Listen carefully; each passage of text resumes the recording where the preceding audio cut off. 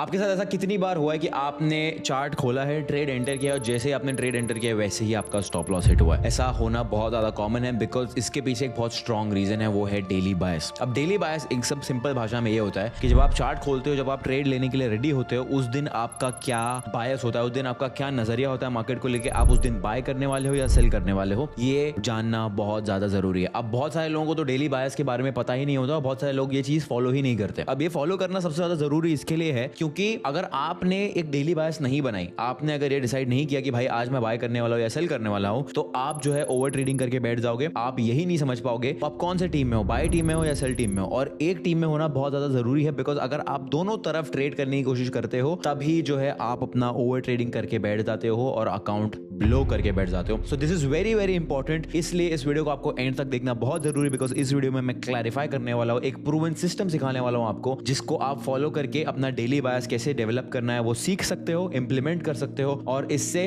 भले ही शायद आपको एक दो दिन लॉस होगा, लॉस तो होना ही है, बट इससे आपकी ओवर ट्रेडिंग जरूर बच जाएगी, आपके लॉसेज जो है बहुत ज्यादा कम हो जाएंगे। क्योंकि भले आप गलत प्रूव हो जाओगे एक बार, लेकिन उसके बाद आप रुक सकते हो बिकॉज आपको समझ में आ जाएगा कि भाई यहाँ पे मेरी गलती है, मैं गलत प्रूव हुआ हूं, आज मार्केट ने मुझे गलत प्रूव किया है और इसी वजह से मुझे आज रुक जाना चाहिए और ज्यादा ट्रेडिंग नहीं करनी चाहिए। सीधा चार्ट पर चलते विदाउट वेस्टिंग एनी टाइम। अब देखिए डेली बायस जो होता है, जैसे मैंने आपको बताया है कि उस दिन आप ट्रेड जब देख रहे हो, जब आप मार्केट देख रहे हो, अब ऑफ कोर्स आपके पास एक स्ट्रैटेजी होगा, आपके पास एक इंडिकेटर होगा, जो भी होगा सिस्टम होगा, आपका जो करंट ट्रेडिंग सिस्टम है वो आप फॉलो करके चार्ट्स पे इंप्लीमेंट करते होगे। लेकिन आपका ये जानना बहुत ज्यादा जरूरी है कि आप बाय करने वाले हो या सेल करने वाले हो। स्पेशली अगर आप गोल्ड का चार्ट देखोगे, ऐसी मार्केट्स के अंदर अगर आपने डेली बाय सिस्टम नहीं डेवलप किया, आप यहाँ पे सेल कर दोगे, यहाँ पे बाय कर दोगे, लेकिन फिर मार्केट नीचे आ जाएगा, यहाँ पे बाय करोगे मार्केट ऊपर चला जाएगा। ऐसे जो एरियाज होते हैं, इतने हाई कंसोलिडेशन लेवल्स जो होते हैं, इसी एरियाज में 90% लोग अपने प्रॉफिट्स उड़ा के बैठ जाते हैं। अब डेली बायस का जो कंसेप्ट है वो शायद इतना इंपॉर्टेंट आपको ट्रेंडिंग मार्केट में नहीं लगेगा। क्यों नहीं लगेगा? क्योंकि भाई ट्रेंडिंग मार्केट में मार्केट सिर्फ ऊपर जा रहा है या सिर्फ नीचे जा रहा है, बहुत आसान है। रोज सुबह उठ जाओ और आपका सेटअप बन रहा है, शॉर्ट मार दो, बाय मार दो। लेकिन इस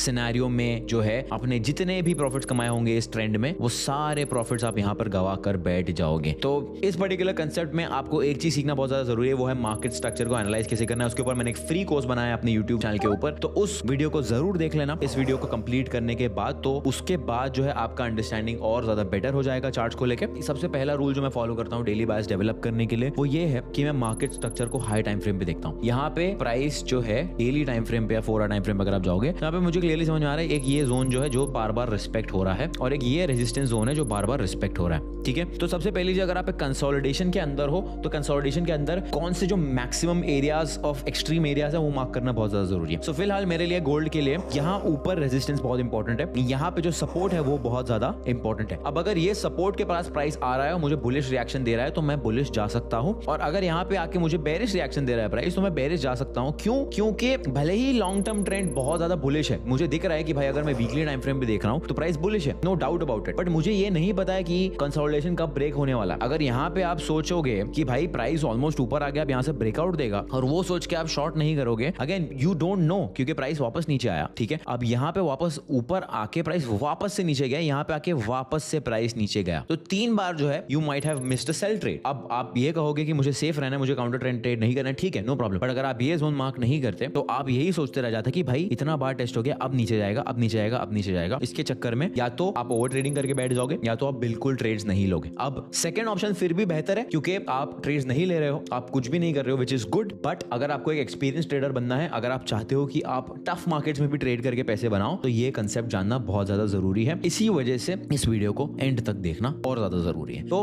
अब इसमें जैसे मैंने बताया, अगर आप कंसोलिडेशन के अंदर हो, सबसे पहली चीज आपको एक्सट्रीम्स मार्क करने हैं। एक्सट्रीम्स मैंने मार्क कर लिए, उसके बाद आपको ये देखना है कि मार्केट स्ट्रक्चर क्या कर रहा है। अब अगर यहाँ पे हम देख सकते हैं प्राइस यहाँ पे रेजिस्टेंस पे टच किया, यहाँ पे सपोर्ट को रिस्पेक्ट किया। अब बहुत छोटी छोटी डिटेल्स है जो हमें सिग्नल देती है कि भाई मार्केट क्या करने की कोशिश कर रहा है। अब अगर आप यहाँ पे देखोगे तो ये लेवल जो है थोड़ा सा ब्रीच किया मार्केट ने, ठीक है, और यहाँ से प्राइस ऊपर गया। अब ये जो लेवल है इसको तोड़ नहीं पाया है market, that signals weakness. But जब प्राइस वापस यहाँ से नीचे आया है तो इस सपोर्ट लेवल से नीचे नहीं गया है, दैट मींस प्राइस स्ट्रॉन्ग होता जा रहा है। अब अगर यहाँ पे देखोगे प्राइस वापस ऊपर आया बट इससे ऊपर नहीं जा पाया, इसका मतलब क्या है, प्राइस जो है अभी भी शायद स्ट्रेंथ गैदर नहीं कर पा रहा है। लेकिन एक और बेहतर चीज ये है कि प्राइस जब यहाँ पे टच हुआ रेजिस्टेंस में तो ज्यादा नीचे नहीं आया और यहाँ से वापस ऊपर जाने की कोशिश कर रहा है, दैट मींस बायर्स जो है ज्यादा स्ट्रॉन्ग है। अब बायर स्ट्रॉन्ग है हमें समझ में आ गया है, लेकिन इस पर्टिकुलर सिनेरियो में आप क्या करने वाले हो वो जानने के लिए एक्सट्रीम्स मार्क करना जरूरी है। अब मान लीजिए मेरा स्ट्रैटेजी ये है कि भाई मैं लंदन सेशन में ट्रेड करता हूँ, ठीक है। तो अब आ जाते हैं स्ट्रैटेजी स्पेसिफिक्स पे, ठीक है।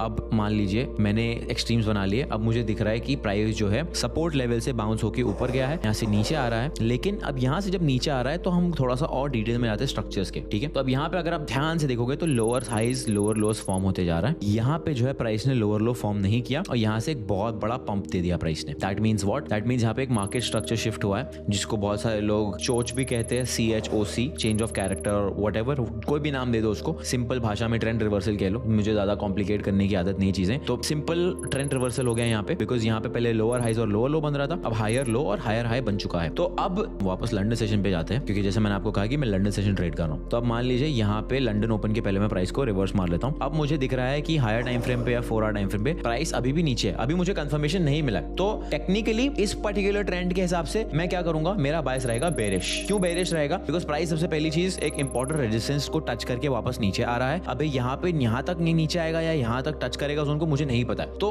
The best thing I can do, इसकी मार्केट ने जो पहले किया, जो जोन्स को रिस्पेक्ट किया, मैं उसको रिस्पेक्ट करके चलूं और उस हिसाब से अपना डेली बायस फॉर्म करूं। अब यहाँ पे मुझे समझ में आ रहा है कि भाई प्राइस ने इसको टच करके नीचे जा रहा है, तो अब हो सकता है कि लंदन सेशन में भी प्राइस जो है कंटिन्यू करेगा नीचे की तरफ, क्योंकि प्राइस ने अभी तक इस पर्टिकुलर सपोर्ट जोन को टच नहीं किया। तो मान लीजिए मेरा स्ट्रैटेजी ये कहता है कि भाई लंदन सेशन के बेरिश ब्रेक ऑफ स्ट्रक्चर पे हमें शॉर्ट मारना है, ठीक है। प्राइस ऊपर गया, यहाँ पे मुझे एक बेरिश ब्रेक ऑफ स्ट्रक्चर मिल गया है, ये हो गया मेरा एंट्री, मेरा मान लीजिए स्टॉप लॉस हो गया ये लेवल। और मैं टारगेट रखूंगा 1:2 का, सिंपल 1:2 का टारगेट रखूंगा। इसको हम प्ले करते हैं।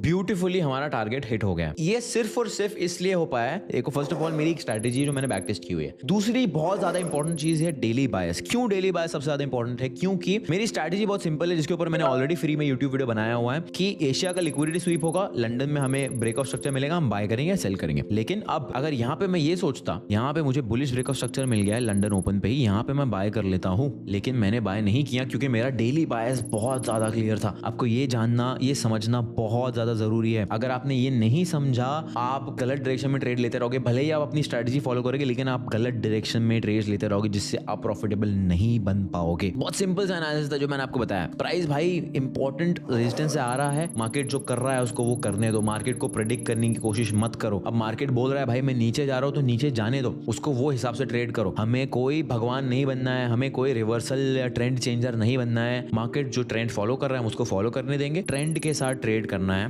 और हमें मार्केट स्ट्रक्चर को फॉलो करना है। सिंपल। आपको इतना समझ में आ गया कि भाई सबसे पहली चीज एक्सट्रीम जोन्स को ड्रॉ करना है, सेकंड चीज जो है मार्केट स्ट्रक्चर को फॉलो करके अपना डेली बायस डिसाइड करना है। अब इसमें एक बहुत इंपॉर्टेंट चीज है। इंपॉर्टेंट चीज ये है कि अब मान लीजिए कंसोलिडेशन है। आपको मैं दूसरा एग्जांपल देता हूं। अब अगर मार्केट कंसोलिडेशन में नहीं है तो क्या करना है? एक पुल बैक दे रहा है तो हमें क्या करना है? अब जैसे ये एग्जांपल ले लेते हैं US 100 का, ठीक है। अब US 100 में प्राइस जो है मान लीजिए नीचे की तरफ आ रहा है, ठीक है। अब यहाँ पे मुझे दिख रहा है कि प्राइस जो है हायर टाइम फ्रेम पे higher high higher low form कर रहा है। अब अगर यहाँ पे मुझे दिख रहा है कि प्राइस ने इस लेवल को ब्रेक कर दिया, तो मेरे लिए अब ट्रेंड जो है वो नीचे की तरफ शिफ्ट हो चुका है। ट्रेंड नीचे की तरफ शिफ्ट तो जरूर हो गया, बट अब मेरे लिए ये जानना बहुत ज्यादा जरूरी है कि प्राइस जो है इंपॉर्टेंट सपोर्ट लेवल्स पे कैसा रिएक्ट करता है। ठीक है, मेरा बायस बेरिश हो चुका है, बट अगर मैं इंपॉर्टेंट सपोर्ट लेवल पे शॉर्ट करूंगा तो मैं पक्का गलत दिशा में जा रहा हूं, बिकॉज ओवरऑल ट्रेंड तो बुलिश है, करेक्ट। तो मुझे ये जानना बहुत जरूरी है कि इंपॉर्टेंट सपोर्ट लेवल्स कहां हैं। तो जब आप काउंटर ट्रेंड ट्रेड ले रहे हो कोई प्रॉब्लम नहीं है, एक्सपीरियंस के साथ आप सीख जाओगे, लेकिन ये बहुत ज्यादा इंपॉर्टेंट है। आपको सपोर्ट पे शॉर्ट नहीं करना है और रेजिस्टेंस पे बाय नहीं करना है। नॉर्मली लोग यही गलती करते हैं कि रेजिस्टेंस पे होता है प्राइस, उनको लॉन्ग ट्रेड लेना होता है, सपोर्ट पे होता है उनको शॉर्ट ट्रेड लेना होता है। तो अब मान लीजिए यहाँ पे मुझे क्लियरली दिख रहा है कि भाई प्राइस जो है नीचे की तरफ जा रहा है। अब मैं US 100 जो है न्यूयॉर्क सेशन में ट्रेड करता हूँ, ठीक है। अब न्यूयॉर्क सेशन शुरू होने देते हैं, लेट्स सी प्राइस तब तक क्या करता है।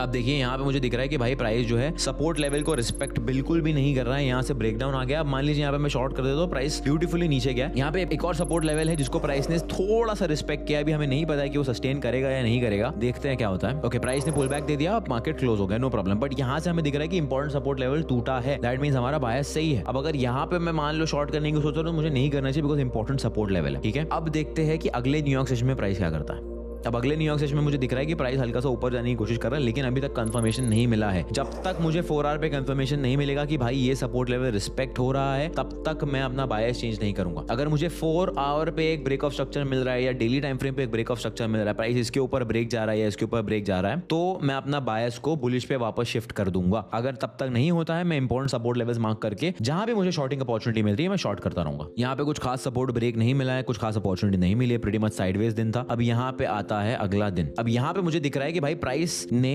सपोर्ट को रिस्पेक्ट किया है 3 बार और फिर यहाँ पे एक पंप आया। अब भले ही पंप न्यूज की वजह से होगा, इट डजंट मैटर, मार्केट हर चीज को डिस्काउंट करता है। अब यहाँ पे जो है मेरा बायस वापस बुलिश पे शिफ्ट हो चुका है, क्योंकि भाई प्राइस आया है नीचे, इंपॉर्टेंट सपोर्ट लेवल को रिस्पेक्ट किया है, बुलिश ब्रेक ऑफ स्ट्रक्चर दिया है। अब जब तक ये नहीं होता है तब तक मेरा बायस बेरिश होता। मान लीजिए इस समय तक ये मेरा इंपॉर्टेंट सपोर्ट लेवल का रेफरेंस पॉइंट है, जब तक ये ब्रेक नहीं होता तब तक मेरा बायस बुलिश रहने वाला है भाई, कोई प्रॉब्लम नहीं है। ठीक है, इतने पूरे कंसोलिडेशन में मुझे वैसे भी कुछ खास ट्रेड नहीं मिलने वाला है, मुझे कोई प्रॉब्लम नहीं है अगर मुझे इतने एरिया में ट्रेड नहीं मिलेगा। तो छोटे छोटे ट्रेड्स के पीछे मत भागना, इंपॉर्टेंट जोन्स को मार्क करो, उसके हिसाब से अपना एनालिसिस बिठाओ, उससे आपको डिसाइड करना है कि भाई डेली बायस आपका बाय होगा या सेल होगा। क्योंकि ये कहना बहुत आसान है ट्रेड विद द ट्रेंड, लेकिन जब ट्रेंड शिफ्ट होता है तो आपको शिफ्ट होना बहुत ज्यादा इंपॉर्टेंट है। अगर आप शिफ्ट नहीं होगे, यही सोच के चलोगे कि भाई प्राइस तो ऊपर ही जा रहा है, मार्केट तो डेली टाइम फ्रेम पे ऊपर ही जा रहा है, मैं बाई करते रहूंगा, तो 3 से 4 बार जब ये पुल बैक आएगा, उन तीनों चारों दिन में ही आपका इतना लॉस हो जाएगा कि आपके सारे प्रॉफिट्स वाइप आउट हो जाएंगे। तो ये करना बहुत ज्यादा इंपॉर्टेंट है। अब एक बोनस पॉइंट जो बहुत ज्यादा जरूरी है इस चीज को ध्यान में रखने के लिए और डेली बायस में हेल्प करने के लिए, वो ये है कि अगर बहुत इंपॉर्टेंट न्यूज आने वाला है, जैसे सीपीआई हो गया, एनएफपी हो गया, फिर इनिशियल जॉबलेस क्लेम्स हो गया, फिर फेड इंटरेस्ट रेट डिसीजन हो गया, एफओएमसी मिनट्स हो गया, या कोई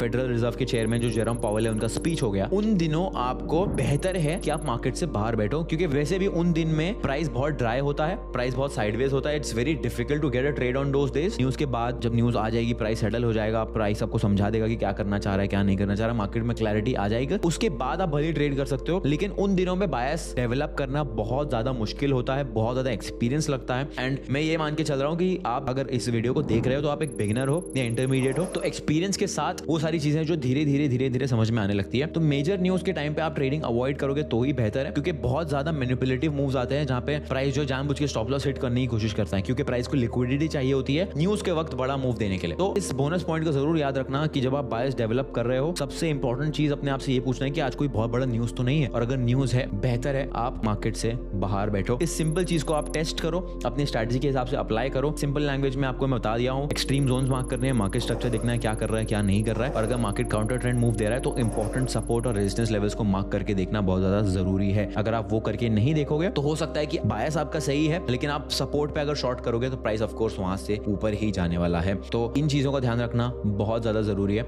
अगर आपने ये सब चीजें सिंपली इंप्लीमेंट कर ली तो ऑफ कोर्स देखिए टाइम लगेगा, एक्सपीरियंस लगेगा, लेकिन इस सिस्टम को आपको इंप्लीमेंट करने में ज्यादा दिमाग नहीं लगने वाला है। इसको जितना प्रैक्टिस करोगे उतना बेहतर है। आप कोई भी स्ट्रैटेजी में इस सिंपल सिस्टम को इंप्लीमेंट करके अपना डेली बायस को स्ट्रॉन्ग कर सकते हो एंड अपनी ट्रेडिंग को इंप्रूव कर सकते हो।